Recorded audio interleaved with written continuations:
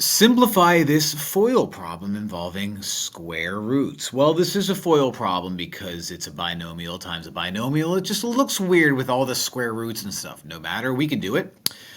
FOIL says you do the first guys first. So 5 times -2 is -10. The O part in FOIL says multiply the outer part. So 5 times positive square root of 5 is positive 5 root 5. They don't combine because one is not a square root, but the other one is. Similarly, but different, you've got -4 times -2, which is positive 8, and that square root of 5 is just kind of lingering.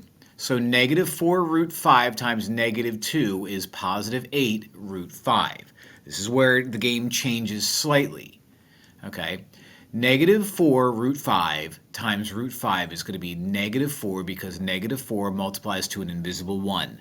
The square root of 5 times the square root of 5 means you multiply inside the square root to get that square root of 25, which means looking at all of this and kind of doing two things at the same time, right now nothing happens to -10. However, 5 root 5 plus 8 root 5s are like terms. So 5 root 5s plus 8 root 5s is 13 root 5s. Not 13 root 10s, 13 root 5s. I've seen a lot of people think that you should add inside. Nope, you're just saying, I have 5 of them and I have 8 of them. Now I have 13 of them. Now what happens here is the square root of 25 is a perfect square. So square root of 25 is just 5. So turn the square root of 25 into 5, and then you realize, oh, -4 times 5 is -20, so let's drop down to -10. Let's drop down to 13 root 5. These guys don't combine, but you know what? These guys do.